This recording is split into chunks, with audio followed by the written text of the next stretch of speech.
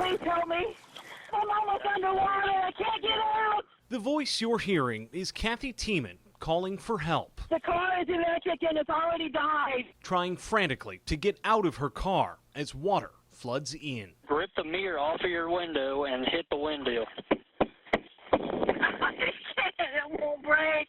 It never did. Kathy Tiemann died that night, trapped inside her car.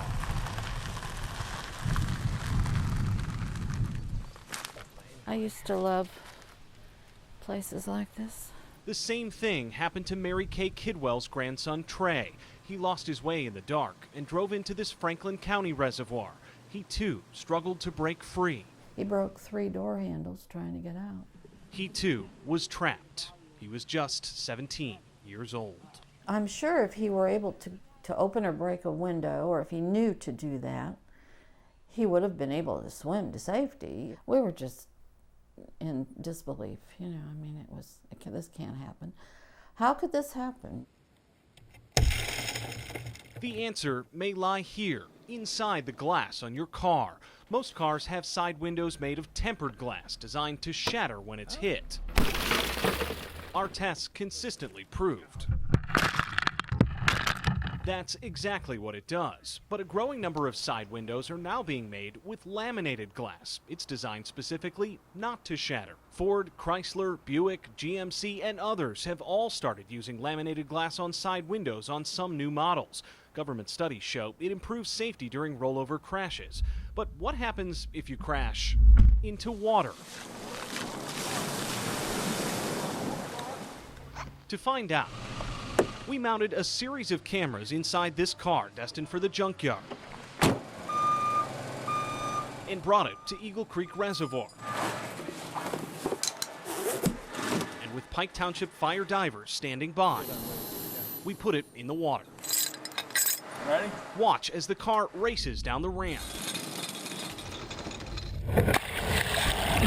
Then begins to sink. After just 5 minutes, the car is submerged. And divers hit the murky water. Zero visibility. You can't see anything. Now watch as they try to break through that laminated glass to escape.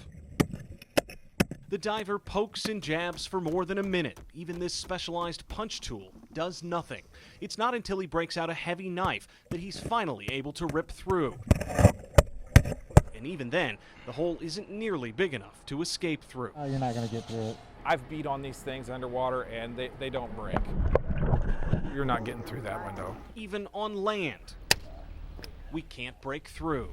In fact, there's very little that will get through. You can hit it with a hammer or a tire iron, and you still won't get through. This is designed to keep you inside the car in an accident. If all of your windows in your vehicle are made out of this thing is essentially worthless to you then, right?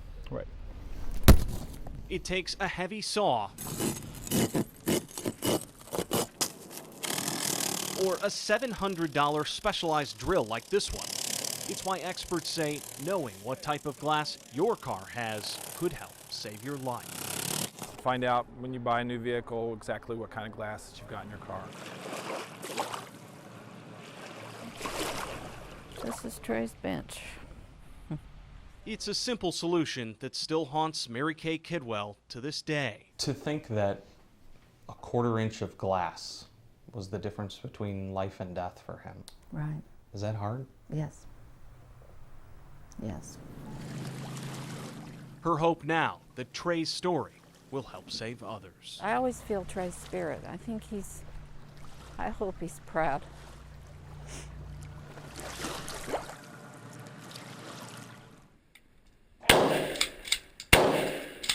From the moment the first shot was fired, we had 4 minutes that seemed like an eternity. the teachers at this school had 4 minutes before help arrived. 4 minutes alone with a gunman. Looking for more targets, that's his goal. The surprise attack was staged and no one was hurt. The shots were blanks. The gunman, a state trooper, but the drill so realistic. Reporters watching on the sideline startled.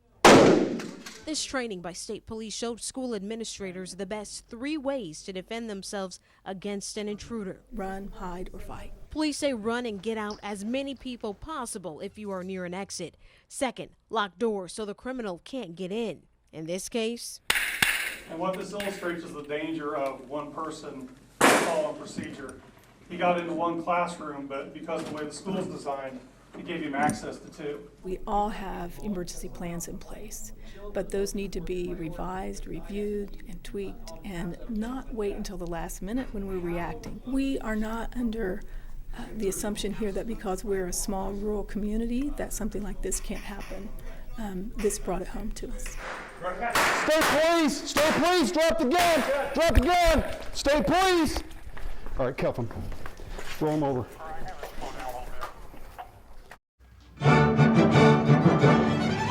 As the sun set outside Carmel High School Saturday night, a familiar strain just past the trophies. Down a row of crimson lockers, the sounds of Union Unity, the Indianapolis Symphony Orchestra back making music. Hopeful that its 6th contract offer made Friday night would finally seal the deal. This proposal has some really very serious concessions, but we've made them in an effort to keep this music going and to keep this orchestra financially stable. That stability, the Symphony Society has said, is the key. The ISO now faces a $10 million deficit. But the musicians say their latest proposal would direct the symphony out of the red. They're willing to accept a 32% pay cut next year for a total 5-year savings of nearly $11.5 million. They have already agreed to most of the financial aspects of that offer. We do not understand why we're not already on the stage. But as hope swelled, the score turned dark. In a statement to 24-Hour News 8, a symphony spokesman wrote, quote, "Offers made by the union the past 2 days have been rejected to the musicians." It would be nice if they'd reject an offer directly to us. It's yet another sour note. With the lockout now about to enter its 2nd month, cards and letters of support are now the only thing keeping some hanging on. Does this make it more emotional for you? Oh, yeah. When I opened the big envelope from the Center Grove kids the other night, I was crying reading those. With no income, others now face an agonizing choice: stay and fight to the finale, or find work somewhere else. Is there a chance that we lose some of the talented players that this city has come to love so much? I would say it's far more than a chance, unfortunately.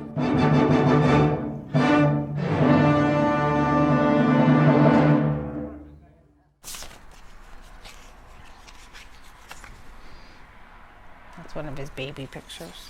He loved the water. I have good days and bad days. He just wanted people to be happy. Nearly 6 months after her son's tragic death, small things remind Lori King of the good times with him. Everything just reminds me of Nick. You know, the grass needs to be cut or the snow needs to be shoveled. We have more now on that teenager The teenager was accidentally shot. They were playing with a gun. It went off accidentally. The 15-year-old who was shot and killed on the city's southeast side. Tuesday, October 30th, 2012, was the last time Lori ever saw him, said a word to him. I said, you got to be home by 1:30, so make sure you tell your ride that. No problem. 14-year-old Nick King never made it home. 911 for your location if you're in emergency. My friend just got shot. We need you here right now, please. Nick was visiting a best friend's home on the southeast side of Indianapolis around 8 o'clock that night when a prank went wrong. Where was he shot? In the neck. He was shot in the neck. Police say Nick's best friend and the friend's stepbrother, 18-year-old Kevin Edwards, had a gun and wanted to scare him. My brother didn't know it was loaded, and he shot it, and he didn't know. Lori was working her part-time job that night. And then my girlfriend came down, and she had said, it's all over Facebook, Nick's been shot. Medics pronounced Nick dead at the scene. Both Edwards and Nick's best friend, just 15 years old, were arrested. I didn't believe it. I didn't believe it because they were best friends. They didn't play with guns. Edwards told investigators he purchased the AK-47 off of Craigslist. I was furious. I was furious. And I was like, you can buy cars and sofas and, houses on Craigslist. And then we went on Craigslist and pulled up guns, and just hundreds, just pages and pages of guns. And you shouldn't be allowed to do that. Edwards wasn't charged for buying the gun. It's not illegal in Indiana to buy or carry a rifle. And buying it online from a private seller means no background check is needed. If you want to buy a gun, you need to pay money to have a background check, because that makes the rest of us safe. But you just don't go and pick up a gun and pull a trigger. You need to be educated about guns. On the outside, it has his name, That's why Lori and her family are on a crusade his birth date, and his death date. to spread the message a gun is not a toy. It's not a toy. You do not, if you don't know how to use a gun, you don't know what that gun can do, you shouldn't have it in your hands. Nick could still be living if Kevin knew about guns, and if his 15-year-old brother knew about guns. This documentary will serve as an engagement to young people of our most basic gun safety principles. Lori's brother in California is making a documentary in his nephew's memory. My son's not coming home tomorrow. One gun, two families, 3 teenagers. Lori hopes her mission can save another life. She's doing it for Nick. A gun is not a toy. Let's stop the violence now so that more young children aren't killed needlessly like Nick was. You would do anything to have him back? I would do anything. I would walk on fire to have him back. He meant so much to me. He was my buddy, and that's what I called him. He was my buddy.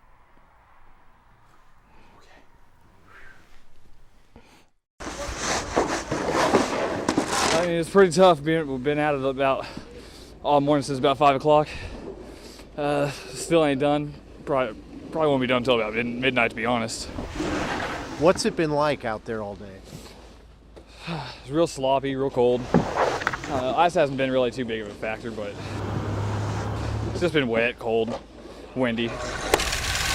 Mostly tough when it starts icing over, but we've been able to get to it before it's been able to ice over, and we've gotten plenty of salt on it. And you've been busy? Yeah, I've been out since 4 a.m.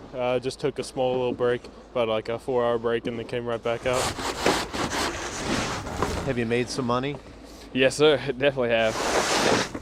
So it's worthwhile. Oh, the money's great. Money's great. Oh, yeah. Yeah. Good money. Good money. I like it.